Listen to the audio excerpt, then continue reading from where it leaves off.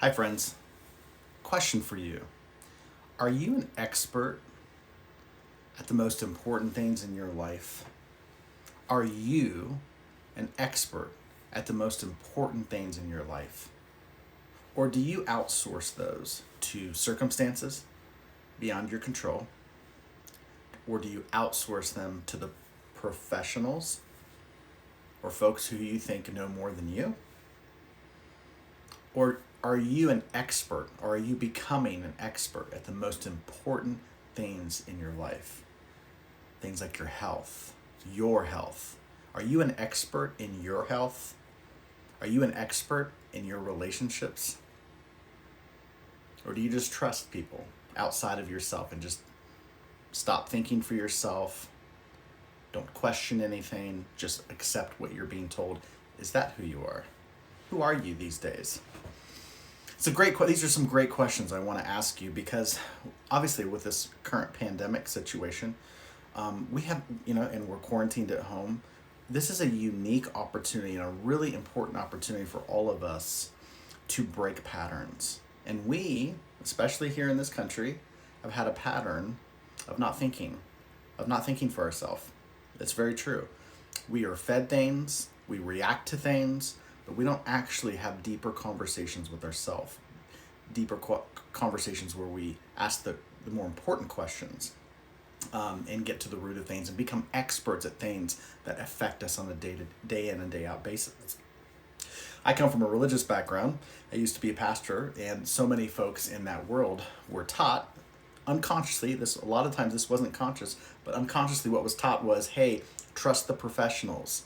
We've been to school, we've been trained in this, you haven't, so just really kind of trust what we're saying, and you'll be just fine, Of course, that's not healthy, and a lot of times people who take that route, have to suppress things that they feel like that are bothering them deep inside, and that causes a lot of problems. Okay, so I'm saying all of this to say I hope during this season of quarantine and pandemic, it's not just Netflix and chill the whole time. It's not just let me numb myself and distract myself, but my hope is that we will actually take important and needed time to become experts at the things that matter most. I want to talk to you today specifically for the next few minutes about your health.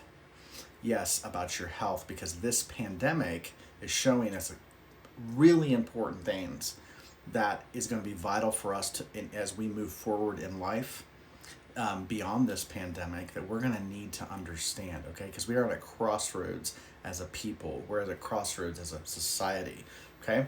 I'm convinced that the coronavirus is not a pandemic. That's right. The coronavirus is not a pandemic. Is the coronavirus real? Of course. Is it causing problems in a lot of people? It's triggering a pre-existent pandemic. I'm convinced of that. Again, I'm doing my research, and I'm not the only one saying this. Many qualified physicians, medical folks, scientists are saying the same things, that the coronavirus is triggering. It's not the virus itself that's making people sick. It's triggering a pre-existing problem in many Americans. Okay, so let me give you an example. I've said this before.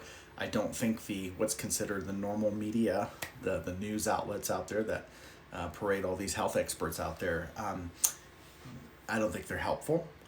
It's unfortunate because they have a lot of power to do good, and instead they sow a lot of confusion and fear. I know that's a generalization, but by and large, there's great journalists out there, but they're in a system that is toxic, in my opinion, my understanding.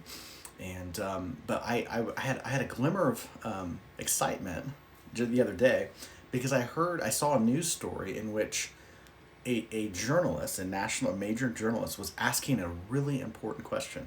All right. This was on one of the major networks. And this journalist was asking this question.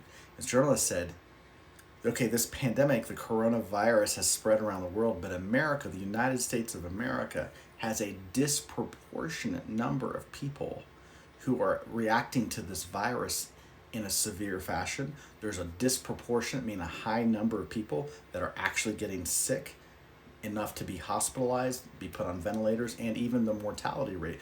There's a high number of people that have died in the United States. He was asking the question, like, how, as a first world country with an advanced healthcare system, how can this happen? How can so many Americans be sick? It's a great question, isn't it? And they were asked. This reporter was asking this to one of the doctors that gets paraded out in the media all the time, and as an expert. And I was waiting for the response, like, okay, here we go. Maybe we're going to have a substantive, really important conversation here, because it's a great question. Why are so many Americans sick from the coronavirus and going into hospital and having complications? Why?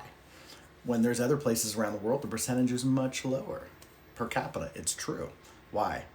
And this doctor came out. This was his opportunity to start speaking to the health crisis in our country.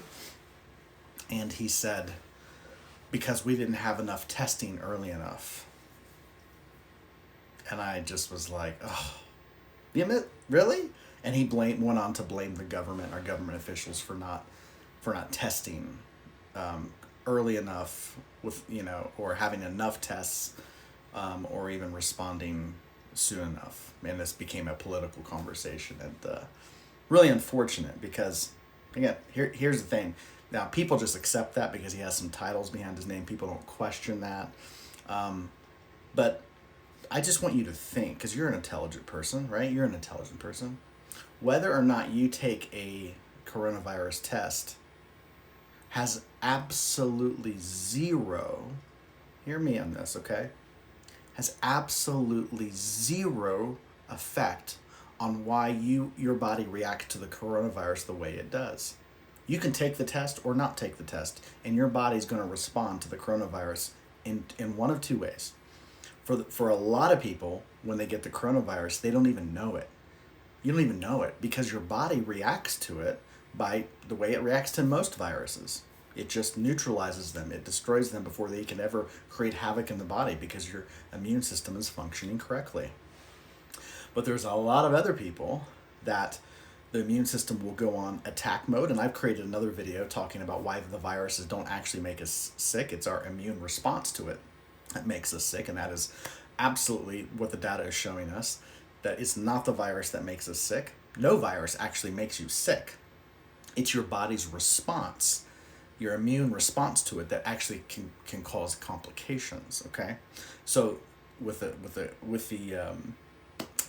coronavirus, it's when the immune system goes on has a cytokine response, which is attack mode. When it gets into that overreactive mode, because it feels weakened and threatened, it will go on this, just like a wounded animal in a corner will go on attack mode.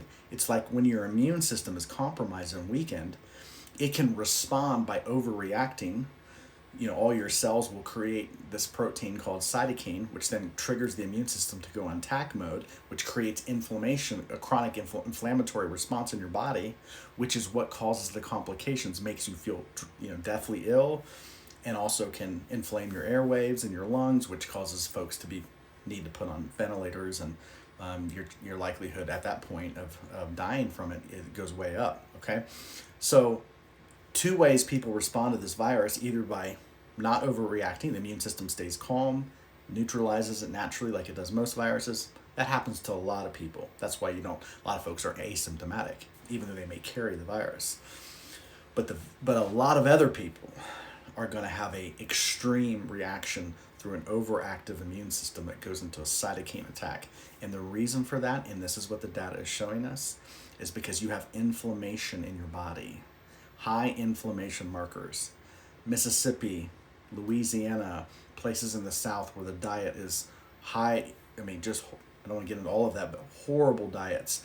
Also, people who have poor hygiene, mental hygiene, people who see the world through the lens of good and bad and judgment, and there's high stress rates and high poverty mindsets. These create high inflammation markers in your body, which creates a state in your body of high inflammation markers. Those are the folks, your immune system will react to that.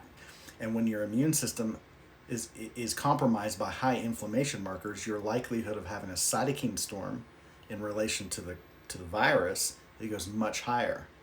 Okay? So the real question our health professionals should be asking is not how can we get more testing, because it makes no difference if you could test the whole country. You're still going to have a lot of people who have adverse reactions to this virus, and there's a reason for it. And there was chronic inflammation. There's been chronic inflammation, which is the root of almost all disease. That has been here way before the coronavirus. America is one of the sickest nations in the world. Heart disease, cancer, diabetes, these are rampant in America. And less so in other parts of the world. Do you know why? Why is America one of the sickest nations in the world?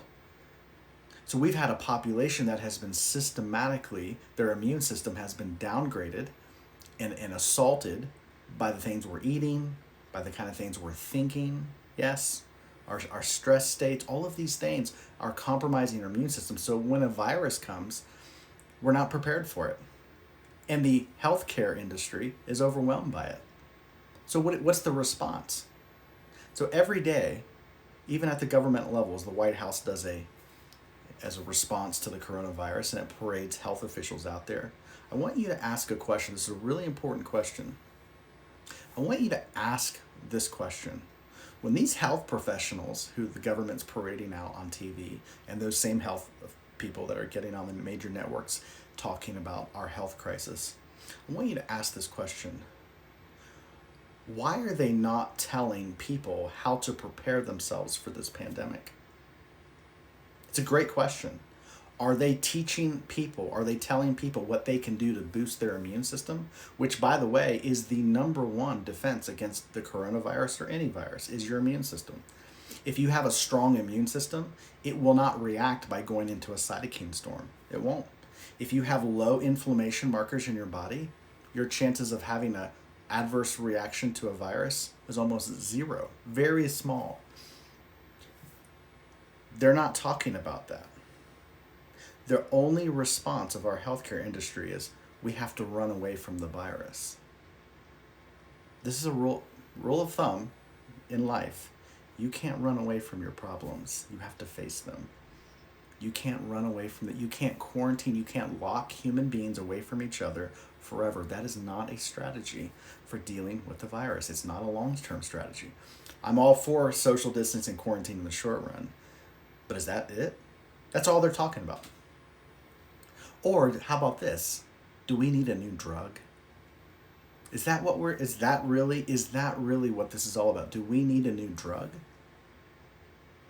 Healthcare in this country is all about unfortunately, the majority of it is about let's create a new drug to help you. This is why a lot of our senior citizens take a shoebox full of medicine every day and are still sick, by the way.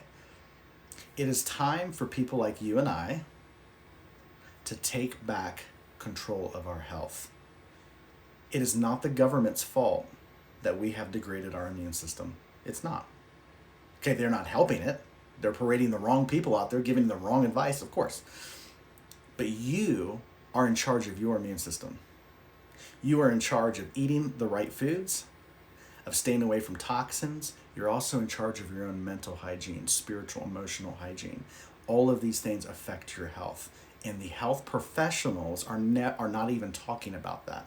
They're not talking about ways to naturally boost your immune system through natural means, what we all can do. They're just talking about how do we outrun the virus until we can create a new drug to protect us from the virus. But here's the thing. You can create drugs all day long.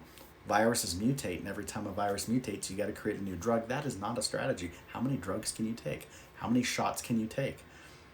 This is not a strategy, people. I'm just sharing this from my heart. It's time that us as people take back control of our life. As a life coach, that's what I teach people to do. We need to become the experts at our own life, and we have a lot more control over our life and what we experience than we've been taught. We are not victims, people.